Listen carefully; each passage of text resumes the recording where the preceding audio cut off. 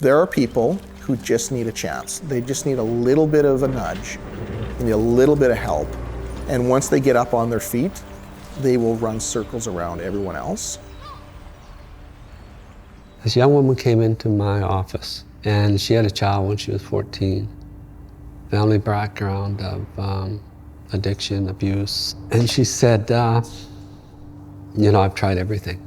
I go to these companies, these construction companies. They say they'll call me, they never do. I leave a resume, they don't call back.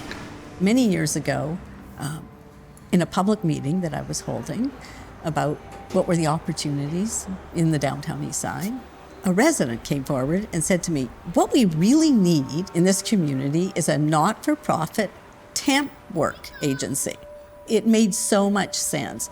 People in the downtown east side could work, had capacity to work, wanted to work, but they couldn't necessarily work every single day at a regular job. It was a perfect solution to a kind of a complex social problem. I'm not asking anybody for anything except for an opportunity.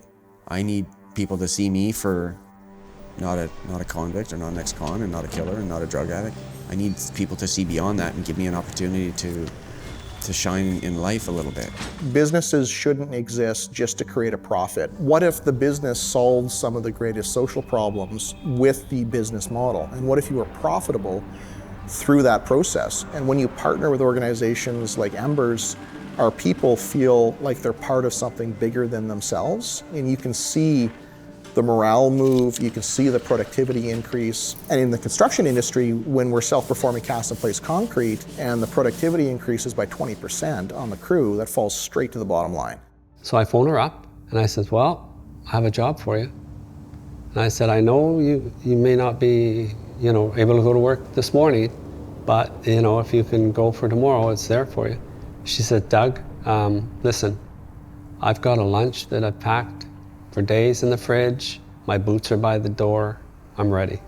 Everybody coming to us is either in a state of transition or starting over in their life, people who are coming out of prisons, and refugees, people who come to this country and they need money, they have to get connected to work, or maybe they've come out of addiction treatment.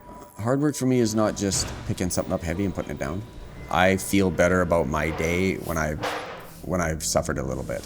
Like when I've put in some effort and I've sweated and stubbed my toe, kind of thing. I feel better when at the end of the day, when I walk by my bosses and I put in effort and they know that I put in effort, I'm good. I had said to the site super, I said, listen, just give me a shout at the end of the day, let me know how she does. He calls me back and he says, well, Doug, I'm calling you back. And he says, you want the good news or the bad news? I said, just tell me the bad news. And he says, well, I don't want her back tomorrow. I said, okay, that's fine, thanks. I'm just gonna hang up. He says, whoa, wait a minute. Don't you want to hear the good news? I said, no, that's good, I'm good, thanks. And he says, no, Doug, you will. The good news is, I want her back for the rest of the week.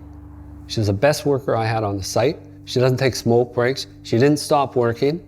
And she's got a great smile. She does everything I ask, and I don't have to babysit her. She's coming back for the rest of the week. It's amazing how hard it is to dig yourself out of poverty, like deep poverty.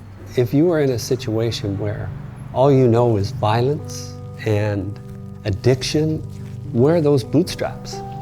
What bootstraps are you going to grab onto that's going to pull you up? You need someone to say, hey, there's a different way here. You need someone to help you realize that there are bootstraps there and that you can grab them and you can put them on differently. We're just a mid-sized contractor in Canada, and we're really proud of the work that we're doing. But what if the 10 largest contractors in Canada pooled their resources and said, we can address some of the greatest issues in Canadian society. We can hire at-risk youth. We can move the needle on gender diversity. We can hire Indigenous. We can partner with Indigenous communities. We can hire new Canadians. That is a very powerful idea about us all working together for the greater good in Canadian society.